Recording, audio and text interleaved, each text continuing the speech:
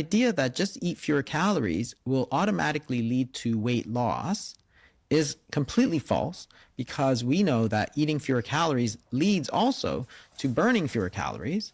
So you eat 500 less, your body burns 500 less, and you're not losing any body weight. Now, if you've seen this clip or you've listened to this on a podcast, please do not panic, because we're going to sort this out right now. Because that's Dr. Jason Fung. Now, he's on one of the biggest podcasts in the world, The Diary of a CEO with Stephen Bartlett. I'm sure you've heard of it. It's quite notorious for having people on there who are pretty polarizing in their opinions, but also spread quite a bit of misinformation as well. Anyway, I'm sure that's not the case here. He's on that podcast talking about why a calorie deficit doesn't work. And I know what's going to happen next. There's going to be someone who's been smashing it for 6 weeks on a diet, exercising consistently, making progress. They'll see that clip or they'll listen to that podcast and they'll think, I'm doing it all wrong. I'm here to tell you, you are not doing it wrong, okay? You're really not. Calorie deficit isn't a diet. It's not an option on a menu next to fasting or keto or slimming clubs. It's the principle underneath every single one of them. Every diet that's ever worked for anybody in history has worked because it put them in a calorie deficit, and that includes fasting. Now, fasting works because you skip meals and you end up eating less food. Pretty simple, right? Yes, it might have a little bit of an impact on your blood sugar level, but that's on a micro level. On a macro, it's just a calorie deficit, and that's the magic behind it. Metabolic adaptation is actually a real thing, right? And as you lose weight, your body gradually burns a little bit less. A smaller body, less fuel needed. It's partly why plateaus happen, but it is very, very gradual, and it's way smaller than he is making out, and it doesn't cancel out your deficit. You can lose 5 to 10 kilograms before it's even worth thinking about. And when it does happen, you can combat it by lifting weights, keeping up your protein intake, walking a bit more. You can literally offset it by increasing your metabolism that way. All the boring stuff that we already know we should be doing. This is worth knowing as well. The man telling you that deficits